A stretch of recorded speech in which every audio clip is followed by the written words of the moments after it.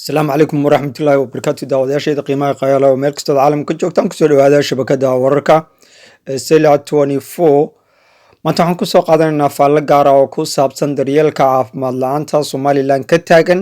iyo ganacsatadeedana ama milyaneeradeeda halkan sawirradooda idiin soo dhignay oo ka mid ah 40 milyaneer ee geyga Soomaalida ama Somaliland ugu dhaqaalaha badan leh iyo sabab la'aanta ama baahida ka jirta daryeel la'aanta caafimaadka ee xilligan Somaliland. Haddaba su'aalaha dadku isweydiinayaan waxay tahay ganacsatadu maxay u maalgashan weyday dhinaca caafimaadka maadaama dhaqaale haystaan maadaama dhulkii helayaan maadaama helayaan dhakhaatiirtii iyo neerastii ma aragti xukuumadeed baan jirin iyagaan doonayn dhaqaalahooda inay geliyaan mise iyagu markay u baahdaan caafimaad waxay u doontaan wadamada caalamka iyagoo diyaaradahooda iyo tigidhadooda isticmaalaya dadka danyarta ee Somaliland markii ay bukoodaan intooda kartaa waxay timaadaa Ethiopia ama magaalada Addis Ababa waxaad magaalada Addis Ababa ku arkaysaa dad fara badan oo hoteelada ugu jira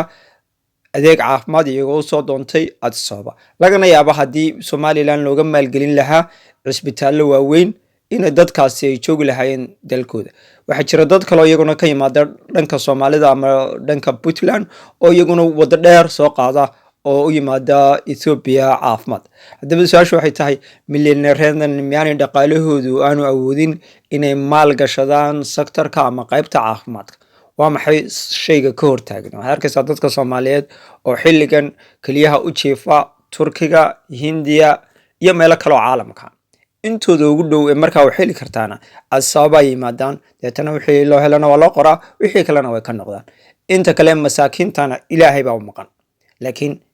maadaama ay ganacsatadan ay dhaqaalahayaan caafimaadka ma maalgashadaan waxbarashada ma maalgashadaan beeraha ma maalgashadaan xukuumaddan waxay ku soo ururisaa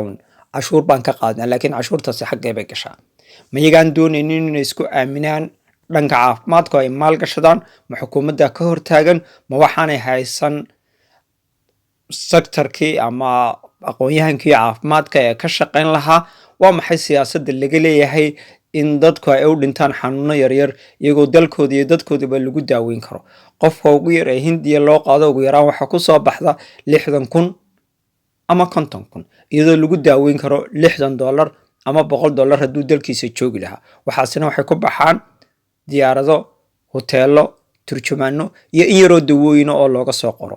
qofka loo baahdo in iskaanka yar madaxa la saaro magaalada Addis Ababa waa $30 halka uu Hargeysa ka yahay $300 haddaba waxa muhiim ah milyaneeradan intay dib u fadhiistaan inay isweydiiyaan sidee ayay u maalgelin karaan qaybta caafimaadka oo ay heli karaan dhakhaatiir caalamka uga yeedhaan dhismayaashiina ay ka dhisi karaan dalkooda Somaliland dollarkiinu dadkiina hadar yeelo